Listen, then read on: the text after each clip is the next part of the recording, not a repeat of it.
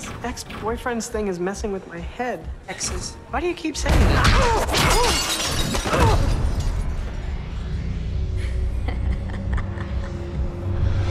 Girl from earlier? Roxy? You know this girl? Oh boy, does she know me. What is she talking about?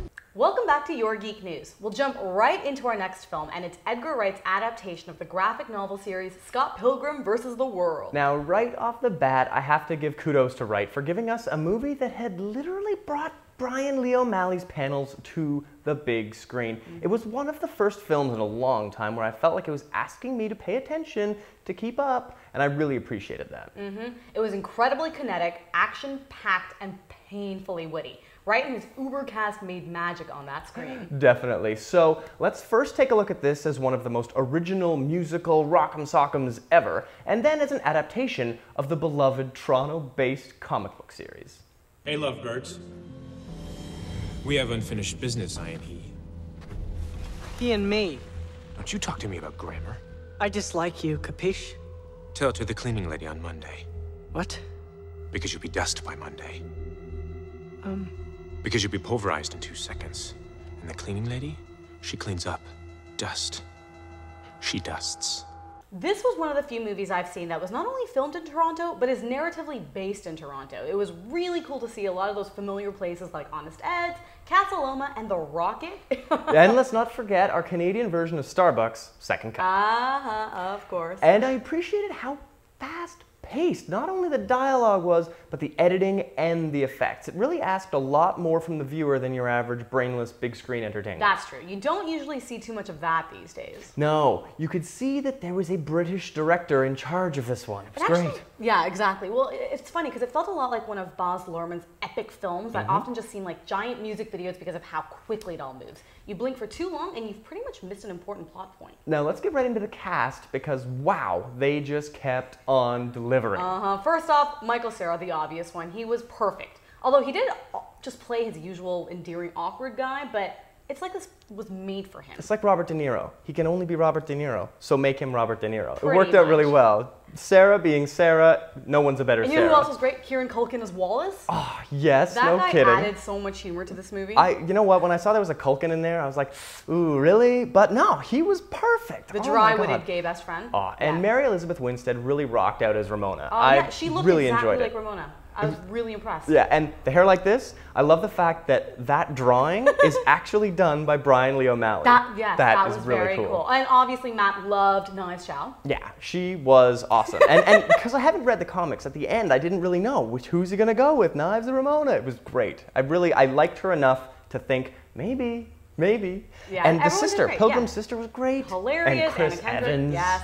Obviously you loved him. Well, you loved all the evil exes pretty much. You know what? The big names, Chris Evans, Brandon Rowe. The fact that, you know, I was excited Jason that we were Schwartzman. going to have people like Captain America and Superman, but I did not expect to see some of the cameos we had in there. It was great. Oh my gosh. It was really intense. All the X fights were wicked. Oh my hilarious. gosh, they were choreographed amazing. Yes. Who's actually one of the favorite cameos you saw was? Oh my God, when the Punisher showed up, Thomas Jane as the vegan police, that was my gosh, wicked. it was To strip really- him of his vegan status. Yeah, it was so random. But again, I thought it was great as a movie, although I could see how it would target a somewhat narrow audience, being all about Yeah. hipsters under 30 with high school-esque drama in Toronto. Which might explain its rather meager opening at the box office. Yeah, it came fifth after Inception. Oh, How does this happen? You know, if Yeah. this is how the movie-going public rewards an original idea, I can see why Hollywood's remake-o-matic is in high gear these days. True. You know, as great as this was, let's take a look at how Edgar Wright did with bringing the graphic novel series to the big screen.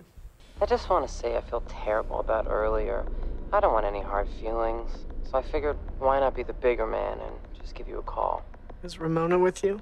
I don't know. Are you with me? Yeah. Jeez, buddy, it's gonna be all right. No, I just spilled hot cocoa on my crotch. Listen, as you know, I'm opening a new chaos theater in Toronto, and the Sex Pops are playing our grand opening tonight, and it would feel really weird for all of us if you weren't there. They just did a sound check, and the acoustics in here are amazing! Yeah, maybe I'll see you there. I hope so, amigo. I don't want any more bad blood between exes. What do you say. Okay, laters.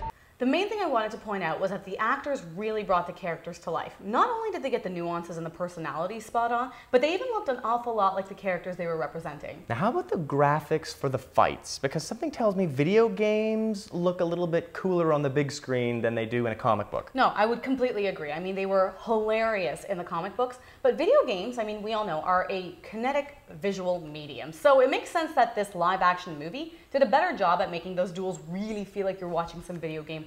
And I think the graphics worked really well from a movie standpoint. The black box descriptions of awesomeness and their age, and then that P-bar that showed up in the mirror, that was just genius. It was like, it was a meta film. I really enjoyed it. You know what, as with any movie, there were narrative elements missing and plots have been mashed together, but at least this adaptation did a better job than most with staying true to how things end. Well, what are some of the glaring differences? Well, for one, the depth of Scott's relationship with Kim the drummer was completely nixed. I mean, they mentioned his dating her for a brief moment in the movie, but the book, it was much meatier. The explanation was much deeper, and they had many more meaningful interactions. And heck, she's relevant because she's the one he loses his virginity to. Ooh, that's awkward. Or that whole thing with Evil X Todd. I mean, ultimately it got to the point because they have the base battle and he gets arrested by the vegan police. But there's a lot of little details, like initially they have a fight in Honest Ed's and Todd intentionally eats the gelato. And he does some weird thing where he cheats on Envy with a drummer from their band. I don't know. Either way, details, but it gets to the point. What? Okay, anything else with the X's? A lot, but little things. I mean, the weakness in the back of the knees that we see in the movie is Roxy is really Envy in the books.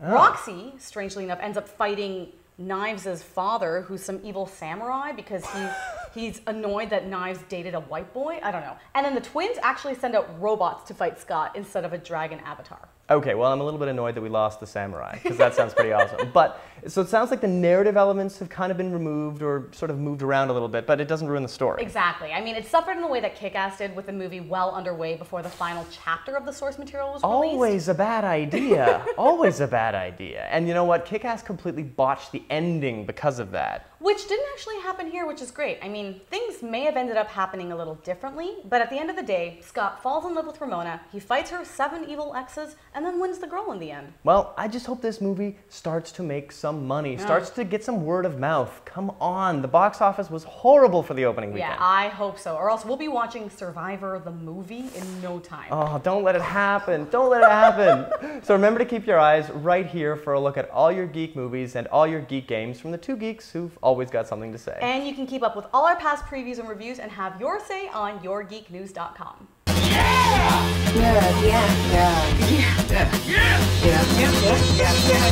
What else? Sorry, what are we doing? Oh yeah.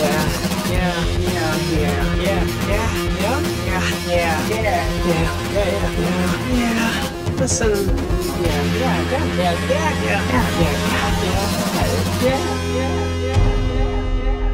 No.